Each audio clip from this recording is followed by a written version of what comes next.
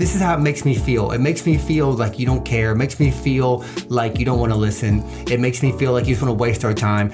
Truly, truly, truly, I don't think sometimes you understand why I'm sometimes say things or trying to get you to do certain things because, like I said, I don't necessarily feel the way you do or think in that way. But I also sometimes I'm like, okay, we got to do other things.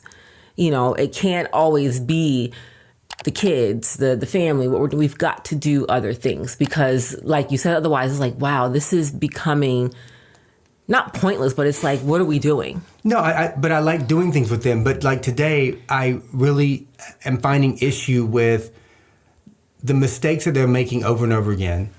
And they are 8 and they are 4, so it's not about that. But it's the things that they're doing over and over and over again, and they know better. And I'm having a hard time figuring out how to discipline them so they don't do it anymore. Or at least have them generate some sympathy towards us to understand, like, okay, that really did affect dad or mom, what I did. Because they just don't seem to care. They care that they get in trouble. Yes. Now, can I say something towards that? And again, this is not even about the kids. If you were to pick up a psychology book about stages of development of people. I understand, yeah. No, but let me finish. But I understand. Let me finish. You thinking as Justin, grown man self, and how you would like them to think about, okay, let me have some sympathy for what mom and dad, they may not have that in the moment. Or they may have that in pieces and sparses, but in the moment that they did whatever they did, they didn't have that thought. Because that's just the fact.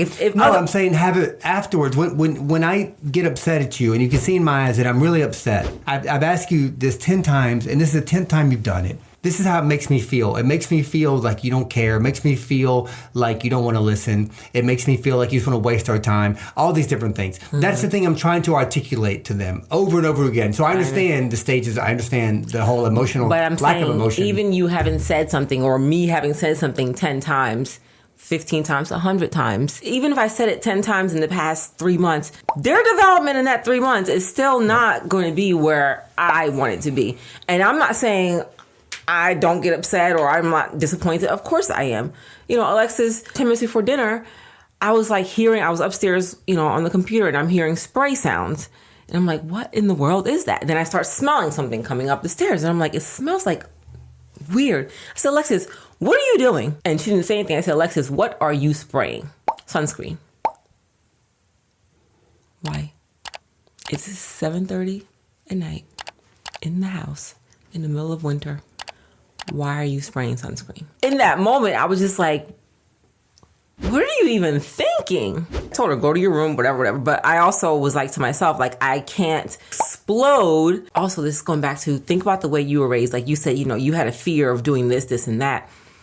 But imagine if you didn't, what things would you have been doing? I would prefer... But they don't have a fear of this. I know, Justin. That's why I'm saying... I don't want to put that fear in them. That's kind of the point. I don't want to put that fear in them. But what I'm saying is you cannot think in the way of the mistakes that they're making because you're like, I would have never done that because I had this fear. But they don't have this fear, so they're going to make those mistakes. So should we put that fear in them so they don't do it all the time? No, I'm not saying that. I'm saying that's normal is what I'm trying to say. It's normal to go through those mistakes. But at some point, a child caring about their mom and dad, at some point you would think after so many times they would say, you know what, I really love my mom and dad. I can see that they're affected. But what is so many times? You have an 10 idea. Times. No, you have an idea. With adult, one time.